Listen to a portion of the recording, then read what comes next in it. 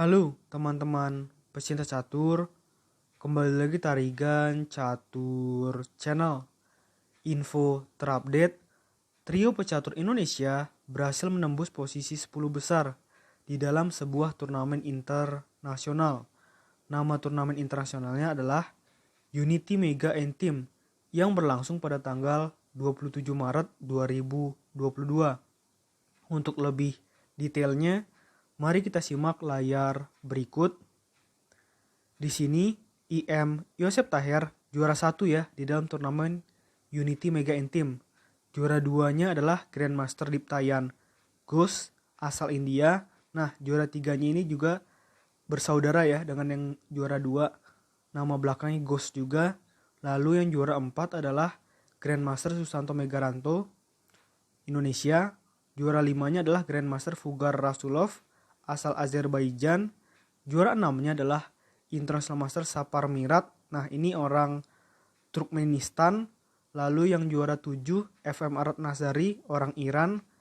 Juara 8-nya adalah Grandmaster Mitra Baha Guha asal India. Dan juara 9 adalah Grandmaster Novendra Priasmoro, BKD Catur. Oke, langsung saja kita masuk ke permainan. Kali ini admin Tarigan Catur akan mengulas pertandingan antara International Master Yosep Taher menghadapi Grandmaster Mitraba Guha. Di sini Grandmaster Mitraba Guha yang menggunakan catur bow putih memulai permainan dengan kuda F3 pembukaan Zukertort dan dibalas pion G6 oleh IM Yosep. Ini adalah variasi Kingside Vinceto oleh IM Yosep ya di dalam pembukaan Zukertort. Pion D4 dan gajah G7, lalu pion G3. Pion C5 mengajak pertukaran pion petak pusat dan pion C3. Pion C pukul D4, pion C pukul D4 dan pion D5. Gajah G2 dan kuda C6, lalu rokade pendek oleh putih. Kuda F6 dan kuda E5 mengajak pertukaran kuda oleh putih. Bagaimana respon hitam di sini? Dengan gajah ke petak D7, semakin memperkuat posisi kuda hitam ya di petak C6. Kuda C3 dan pion E6, lalu gajah G5 memaku kuda yang sedang melindungi menteri. Pion ancam gajah. Gajah pukul kuda di petak F6 dan gajah pukul gajah di petak F6. Kuda pukul kuda di petak C6 dan gajah pukul kuda di petak C6. Pion E3 dan gajah G7. Benteng C1 dan rokade pendek oleh hitam. Menteri D2 dan benteng E8. Benteng C2 dan benteng C8.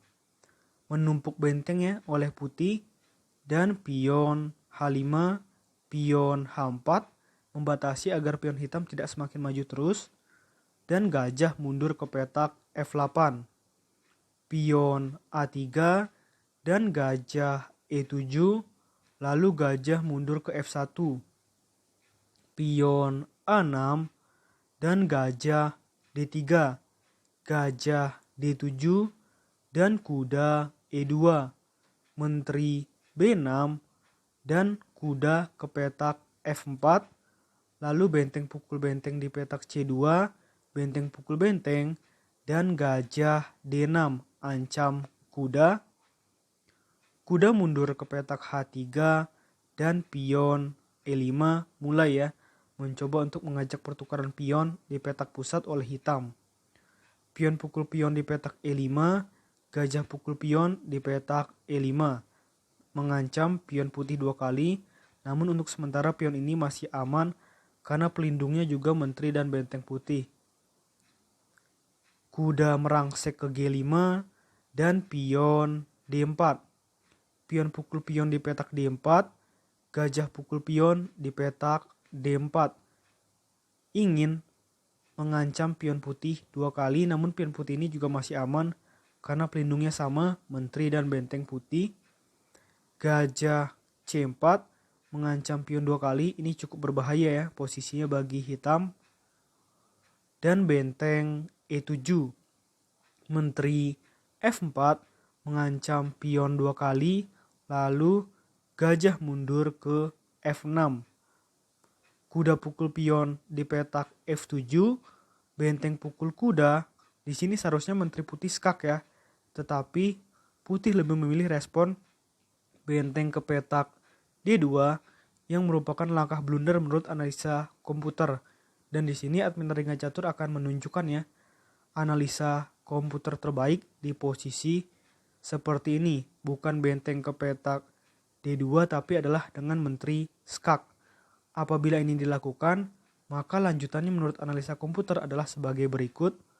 Raja G7, gajah pukul benteng, raja pukul gajah, dan benteng C7, raja E7, benteng pukul pion. Nah kayaknya udah mulai hancur nih ya pertahanan dari hitam. Menteri C6, benteng A7, gajah ancam benteng misalkan, dan benteng A8 menguasai baris belakang yaitu baris 8. Gajah, di sini sudah susah ya. Gajah pukul pion skak, raja pukul gajah, menteri skak. Jadi di sini hitam mainnya skak terus karena secara posisional ataupun secara materi sudah kalah. Tapi sayangnya di sini Grandmaster Mitra Bahagua justru melakukan langkah benteng ke petak D2 yang justru berdampak fatal bagi posisinya. Secara posisional jadinya IM Yosep unggul plus 2,4. Jadi cukup besar untuk dapat memenangkan permainan. Gajah E6 dan benteng ancam menteri dan gajah. Tapi ini tampaknya tidak terlalu berbahaya ya bagi hitam. Hitam bisa membalas dengan menteri pukul benteng di petak D6, menteri pukul menteri, dan gajah pukul gajah. Luar biasa di sini mengorbankan menterinya oleh Grandmaster atau oleh International Master maksudnya, Yosep Taher. Menteri C5 dan pion B5, pion B4, raja G7 dan menteri B6 mencoba mendapatkan pion hitam. Lalu raja pindah ke H7, raja pindah ke G2 dan gajah skak. Raja H2 dan gajah G7 mengancam pion putih dan raja kembali ke G1, lalu benteng E7, raja F1 dan gajah skak. Raja G2 dan benteng E1, menteri C5 dan benteng D1, lalu raja F3, benteng skak di D3, raja pindah ke F4 dan benteng ancam menteri. Menteri mundur ke petak C7 dan raja H6, lalu raja E4 dan benteng F5 mengancam pion. Pion maju terus ke petak F4 dan benteng ancam menteri. Menteri B6 dan benteng F6 ancam menteri lagi. Menteri mundur ke petak A7 dan raja H7. Menteri C5 dan benteng skak. Raja F3 dan gajah F6. Menteri skak dan gajah G7. Menteri C5 dan benteng F6. Raja F2 dan benteng F7. Menteri G5 dan benteng D7. Pion maju terus ke petak F5 mengancam pion hitam 2 kali ya. Di sini balasan hitam adalah dengan gajah mundur ke petak F7 dan pion F6 ancam gajah yang ternyata langkah blunder lagi oleh putih. Gajah ancam menteri juga, langkah blunder lagi juga oleh hitam. Banyak sekali ya langkah blunder yang dilakukan oleh kedua pemain. Namun wajar saja karena keduanya hanya bermain dengan 1,5 menit ya. 1,5 menit versus 1,5 menit. Menteri E5 dan gajah F8, menteri B8, dan raja G8. Menteri ancam benteng dan benteng D6, pion G4, dan benteng pukul pion skak. Raja G3, pion H pukul G4, dan pion H5, pion pukul pion, dan raja H4, benteng F3, dan raja G5, pion G3, menteri C2, dan benteng ancam menteri. Menteri E4, dan pion maju terus ke G2. Raja H4, dan pion promosi menjadi menteri. Menteri D4, dan di sini sudah pasti hilang ya menteri putihnya dengan cara menteri ke petak G4, lalu menteri pukul menteri, pion pukul menteri, dan raja ancam benteng, benteng F6, pion A4, raja G7, pion A pukul B5, dan gajah skak.